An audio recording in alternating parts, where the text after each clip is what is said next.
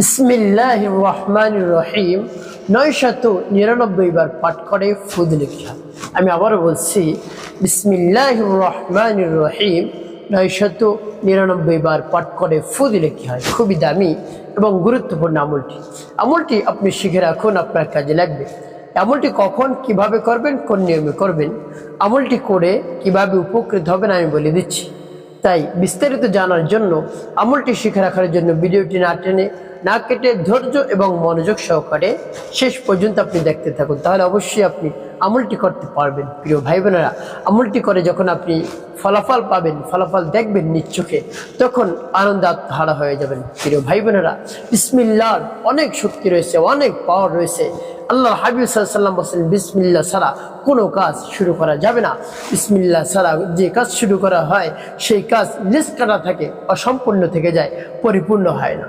বিসমিল্লাহ সহ যে কাজ হয় সেই কাজ পরিপূর্ণ হয় এবং একেবারে সহজেই সম্পন্ন করা যায়। তো প্রিয় ভাই বোনের জন্য প্রত্যেক কাজের শুরুতে আপনাকে বিসমিল্লাহির রহমানির রহিম পাঠ করতে হবে। প্রিয় ভাই বোনের 999 বার পাঠ করলে কি হয় আমি বলে দিচ্ছি। ছোট একটি উদাহরণ দিচ্ছি। এক স্বামী তার স্ত্রীর কাছে প্রত্যেক দিন টাকা দিত, কাছ থেকে এসে টাকা দিত। তারপরে স্ত্রী একটু ধার্মিক ছিল, সে ওখানে টাকাটা রেখে দিত, রেখে সে তার কাজে যেত। তো এভাবে প্রতিনিয়ত স্বামী স্ত্রীর কাছে টাকা দিত, স্ত্রী রেখে দিত, আবার পরের দিন যখন চাইতো টাকা, সেই টাকা এনে দিত। তো একদিন কি করছে, বদ স্বামী, খারাপ স্বামী, সে মনে মনে একটা ফোন দিয়ে আটলো যে আজকে আমার স্ত্রীকে শর্মিন্দা করবো, লজ্জিত করবো, যে আমার স্ত্রীর টাকাটা আমি লুকিয়ে ফেলবো। কোথায় রাখি? লুকিয়ে লুকিয়ে আমি দেখে তারপরে সেখান থেকে টাকা তাকে না বলে নিয়ে গিয়েছে। তার মনে কি শয়তানি, যে তাকে শর্মিন্দা করবো, লজ্জিত করবো, তার মুখটা যেন ছোট হয়ে যায়, মনটা ছোট হয়ে যায়, যে যখন টাকা না পাবে। তো পরের দিন কি করছে, স্ত্রীর কাছে আবার টাকা চায়। টাকা তো ওখান থেকে আগেই সরিয়ে ফেলছে, আবার টাকা চায় যে কালকে যে টাকা দিয়েছিলাম সেই টাকাটা আমাকে দাও। তো এখন স্বামী তো অনেক আনন্দে, মনে মনে আনন্দিত, একেবারে কি করবে, আনন্দ আত্মহারা হয়ে গেছে যে আজকে তাকে লজ্জিত করবো, তার মুখটা ছোট হয়ে যাবে, আমার সামনে এসে অনুনয় বিনয় করবে যে আমি টাকা পাচ্ছি না, এরকম তার মনে একটা ধারণা। কিন্তু স্ত্রী কি করলো, স্ত্রী হঠাৎই তার কাছে এনে টাকাটা দিল, না টাকা নি না। তখন স্বামী অস্থির হয়ে পড়ছে, হ্যাঁ কি হলো, কোথায় টাকা পেলে তুমি? যেখান রেখেছি সেখান থেকে আনছি। তখন স্বামী একেবারে হতভম্ব হয়ে গেল, আশ্চর্য হয়ে গেল, এখন মাফ চাওয়া শুরু করছে, আমাকে মাফ করে দাও, আমার ভুল করছে। তার স্ত্রী বলে, কেন, কি ভুল করেছো? যে আমি তোমাকে লজ্জিত করার জন্য, শর্মিন্দা করার জন্য, তারপরে ছোট করার জন্য এই কাজটি করছি। কি কাজ করেছো? ওখান থেকে টাকা সরিয়ে ফেলছি, তো তুমি কেমন করে পেলে? তখন স্ত্রী উত্তর দিল যে আমি যখন টাকা ওখানে রাখি তখন আল্লাহ রাব্বুল আলামিন নাম বলে তারপর রাখি, বিসমিল্লাহির রহমানির রহিম পাঠ করে তারপর এখানে টাকা রাখি। আবার যখন টাকা আনতে যাই আমি বিসমিল্লাহির রহমানির রহিম বলে টাকাটা নিয়ে আসি। তো দেখুন কত শক্তি বিসমিল্লাহ, কত পাওয়ার। আপনি আমিও যদি আজকে বিসমিল্লাহ আমল করে আল্লাহ রাব্বুল আলামিনের কাছে বলতে পারি, তাহলে সকল চাওয়া পাওয়া আল্লাহ রাব্বুল আলামিন পূরণ করে দিবেন। তো প্রিয় ভাই বোনেরা, 999 বার পাঠ করে ফজিলত কিভাবে বলে দিচ্ছি। আমলটি কেমন করে করবেন? আমলটি করার শুরুতে আপনাকে পবিত্রতা অর্জন করতে হবে। পবিত্রতা অর্জন করে পবিত্র স্থানে কিবলামুখী আপনি বসবেন। বসে সর্বপ্রথম কি পাঠ করবেন? জীবনের গুনার কথা স্মরণ করে ক্ষমা প্রার্থনা করবেন, হে আল্লাহ আমার জীবনের সমুদায় গুনাহ খাতাগুলো মাফ করে দিয়ে আপনি আমার অন্তরকে পাক এবং পবিত্র বানিয়ে দিন। এভাবে আল্লাহ রাব্বুল আলামিনের কাছে বলবেন। তারপরে 3 বার দুরূদ শরীফ পাঠ করবেন, সাল্লাল্লাহু আলাইহি ওয়াসাল্লাম, সাল্লাল্লাহু আলাইহি ওয়াসাল্লাম, সাল্লাল্লাহু আলাইহি ওয়াসাল্লাম। ইস্তিগফার দুরূদ শরীফ যখন পাঠ করা হয়ে যাবে, তারপরে আপনি সেই বিসমিল্লাহ পাঠ করবেন। কতবার পাঠ করবেন বলে দিচ্ছি, কিভাবে পাঠ করবেন বলে দিচ্ছি। প্রিয় ভাই বোনেরা, তার পূর্বে আল্লাহ রাব্বুল আলামিনের কাছে বলবেন, হে আল্লাহ যে সমস্যা সমাধানের জন্য আমলটি করতে, সেই সমস্যা সমাধান করে দিন, আমার আমলকে, আমার সময়কে কবুল করুন।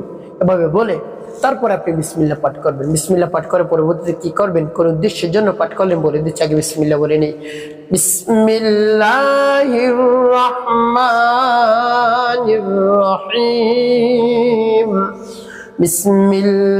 বিসমিল্লাহির রহমানির রহিম, বিসমিল্লাহির রহমানির রহিম। এভাবে বিসমিল্লাহ আপনি পাঠ করবেন। যখন পাঠ করা হয়ে যাবে তারপর আপনি আবারও পাঠ করবেন, বিসমিল্লাহির রহমানির রহিম, বিসমিল্লাহির রহমানির রহিম, বিসমিল্লাহির রহমানির রহিম। পাঠ করে সবার। তারপর আপনি মনে দরদ নিয়ে আবার পাঠ করবেন, বিসমিল্লাহির রহমানির রহিম, বিসমিল্লাহির রহমানির রহিম, বিসমিল্লাহির রহমানির রহিম। পাঠ করে সবাই। প্রিয় ভাই বোন, কতবার পাঠ করবেন? 999 বার।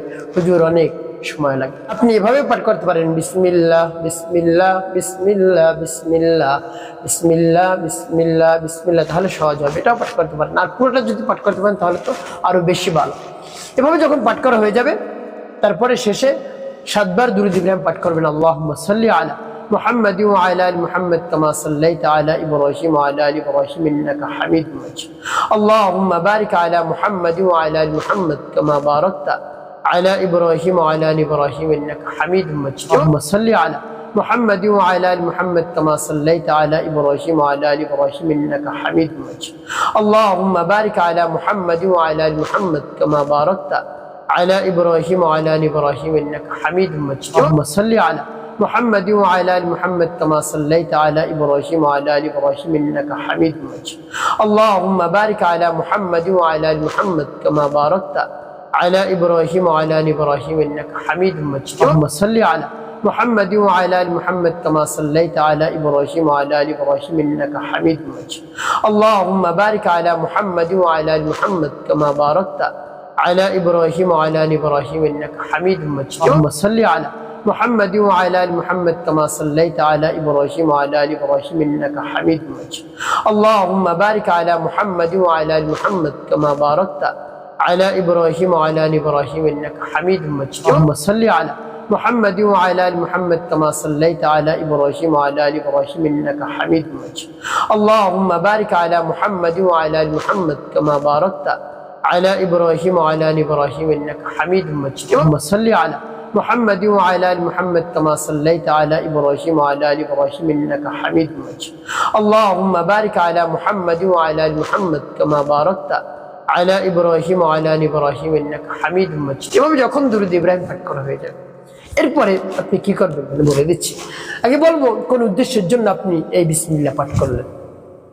আপনি যদি সমস্যার মধ্যে পড়ে যান, কঠিন বিপদের মধ্যে পড়ে যান, কঠিন রোগে আপনি আক্রান্ত হয়ে পড়েন, আপনার সন্তান প্রবাসে রয়েছে, বিদেশে রয়েছে, চাকরি বাকরি পাচ্ছে না, শুধু হাইতাস করতেছে, ঘোরাফেরা করতেছে, কি করবে কোনো দিক খুঁজে পাচ্ছে না, চাকরি অবস্থা হয়ে যাবে, আপনার সন্তান প্রবাসে থাকে, দীর্ঘদিন হয়ে গেছে, কথা বলে না, আপনি আমলটি করুন, আল্লাহ রাব্বুল আলামিন ব্যবস্থা করে দিবেন, অতি সহজেই আপনার সাথে যোগাযোগ হয়ে যায় ইনশাআল্লাহ।